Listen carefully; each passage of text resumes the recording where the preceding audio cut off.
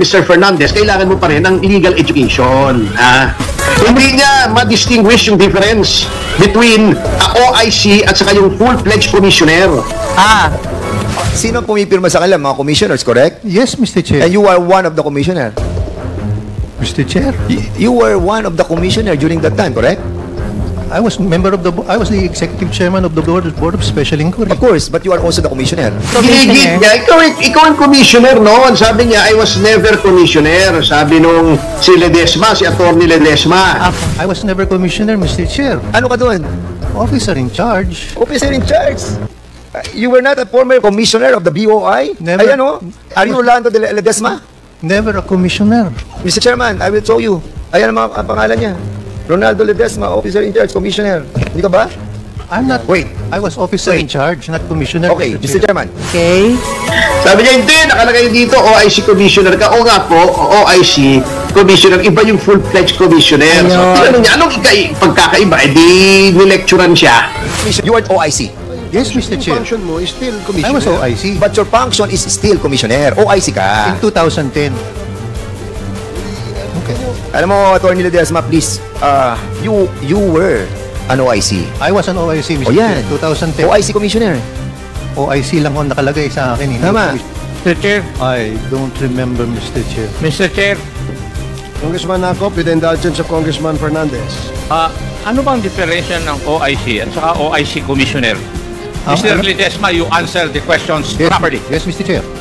The Commissioner. And you wait for the acknowledgement of the chairman before you answer. I'm That's sorry, the rule. I'm sorry, Mr. Chair. So, hindi alam ni Dan Fernandez yung difference doon kasi hindi niya siguro nabasa sa Google. That is why, to interpret the law, Mr. Fernandez, kailangan mo pa rin ng legal education. Parang sinabi mo sa akin, pwede na ako magbunot ng ngipin dahil may YouTube na pinapakita ko pa paano magbunot ng ngipin. Hindi pwede po yun. Ganun yun eh. Mahirap yun. Kaya nga, may kanya-kanyang profesyon eh. Otherwise, wala na lang profesyon. Bahala ka na lang sa buhay mo. Pag nademanda ka, ikaw na sarili mong abogado. Pag nagkasakit ka, gamutin mo sarili mo. O, di ba? Attorney, Hirap lang speaking of health, no, nakapanood kasi ako ng isang programa na kung saan sa ibang bansa, sa Korea, meron kasing nagtatalo, isang direktor ng ospital tsaka isang doktor. Doon sa direktor ng ospital, kailangan daw pala lahat sundin ang patakaran bilang isang doktor at patakaran ng ospital. Which is, sabi naman ng doktor, hindi daw. You know why? Yung doktor daw, siya daw po ay nakapag-aral at alam niya kung paano isasalba ang buhay ng tao. It's a matter of seconds and minutes, pwedeng mamatay ang tao kung hindi Totoo yun. kung hindi agad kikilos. So, stroke, heart attack yan, minutes, every minute counts yan. yon. Ngayon, ang ginawa nung, lessons din eh. Maganda rin to kasi dapat pala sa bahay din, meron tayong marunong sa CPR, merong ng first aid.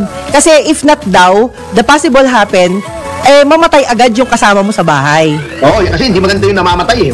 Hindi magandang experience yun. Opo. Wala akong kilalang namatay na natuwa eh.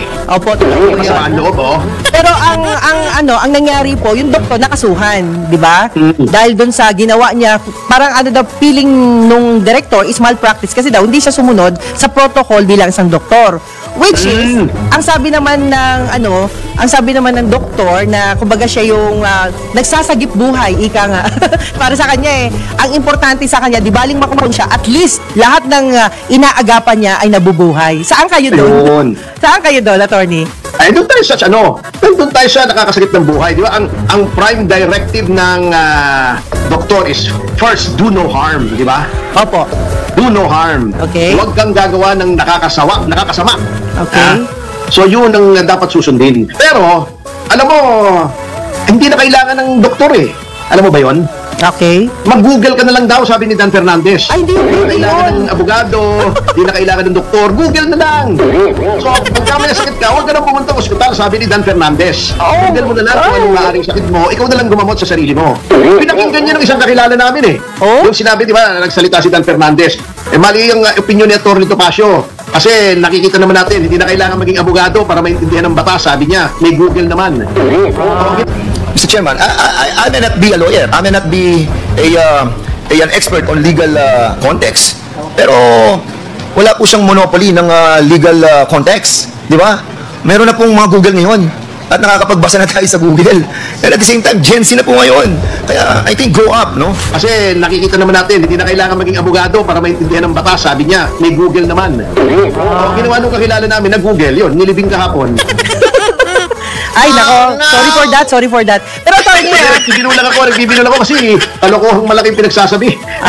Nag-aral ka pa ng 4 na taon. Alam mo, ito si Dan Fernandez talaga. Pagkatapos yung kanyang questioning doon kay Ronaldo Ledesma, yung dating OIC ng Commission on Bureau of Immigration.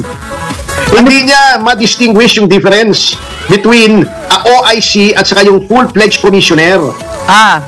Officer in charge ang OIC.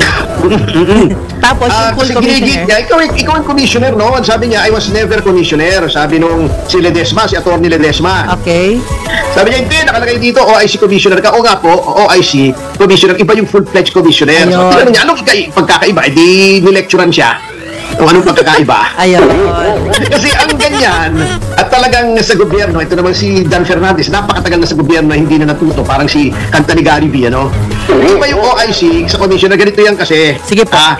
Sabihin mo sa akin yung oras at hindi ko nakikita dito. Sige po, Baka break sige po. na tayo. Apo. Hindi tayo magbe-break na partner, pero baka studio break na. Okay po. Ang OIC kasi, anong nangyayari dyan, halimbawa, ang isang commissioner, full-fledged commissioner, let's say yung mismong example na ni Dan Fernandez, ay tinanggal for any reason, o biglang nag-resign. Okay? Yung commissioner ay hindi naman basta-basta napapalitan yan. Kailangan i-consider mo pa yung kapalit, tignan mo yung biodata, qualifications, capability for office, etc. So, ano ba, bigla nag-resign o tinanggal, effective immediately. Madi-disrupt naman yung day-to-day operations nung bureau o agency o commission, katulad yung Bureau of Immigration, Opo. kung walang hepe. So, nagde-designate ng OIC, it's usually the rank next higher to that of the commissioner or any person na mataas ang ranggo. Ayun. Yung OIC po, hindi po yan full-fledged commissioner, kaya nga officer in charge. Ayun. Yung pagpapatakbo lang ng day-to-day affairs. Ayan. Parang ano po, attorney, ng parang bureau. assistant. Yung natupad niya, pumipirma siya ng mga assignments, ng mga yung daily time records ng kanyang mga empleyado, etc. Pero yung policy, at saka yung direction, at saka yung mga permanent orders, hindi pwedeng magtanggal o mag-hire yung OIC unless with the concurrence noong department head, which in this case is the Department of Justice. Kasi Ayun. nasa justice po yung immigration. So, yun po, masyadong maliit ang powers ng OIC. Yung kanya parang temporary lang, acting lang kung baga. Yan. Parang yung si